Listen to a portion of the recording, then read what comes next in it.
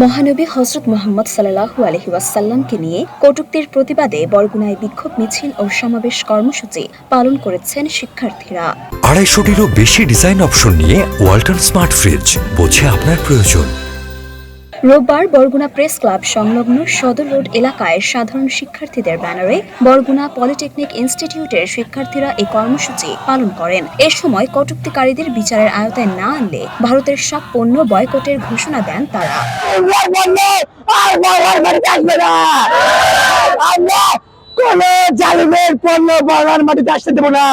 বিক্ষোভে অংশ নেয়া ক্ষুব্ধ শিক্ষার্থীরা জানান, রামগিরি নামে এক ধর্মগুরু মহানবীকে নিয়ে কটূক্তি ও ইসলামকে অবমাননা করেছেন।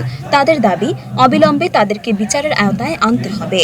আমি আমার রাসূলের সৈনিক, আমি আমার আখিরাতে আমার রাসূলের যদি শাফায়াত পেতে চাই, অবশ্যই আমার রাসূলের অনুগত্য প্রকাশ করতে হবে।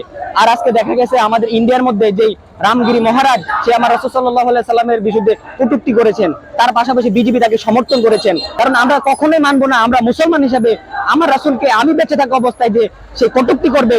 আর হাদিসে বলা আছে স্পষ্ট, যদি আমার রাসূলকে যদি কেউ কটূক্তি করে তাহলে তাকে প্রকাশ্যে কতল করে দাও। বিজেপির একজন নেতা, সে বলেছে বাংলাদেশকে নাকি খণ্ড বিখণ্ড করে ফেলবে। আর রামগিরি নামক একজন ধর্মগুরু, সে আমাদের রাসূল সাল্লাল্লাহু আলাইহি সাল্লামকে, যে আমাদের প্রাণের নেতা, তাকে নিয়ে অবমাননা করেছে এবং সে আমাদের ইসলামকে অবমাননা করেছে। তার প্রতিবাদে আমরা আজকে এখানে এসেছি এবং আমরা তার ফাঁসি চাই এবং দৃষ্টান্তমূলক শাস্তি চাই। মুসলমান হয়ে যদি নবীর অপমানটা সহ্য করতে পারবো না, তো আমরা যেহেতু ভারতের রামগিরি, সে আমাদের নবীর অপমানজনক কথা বলছে, তো এই জন্য আর কি আমরা সবাই প্রতিবাদে দাঁড়াইছি যে নবীর অপমানটা আমরা সহ্য করতে পারি না।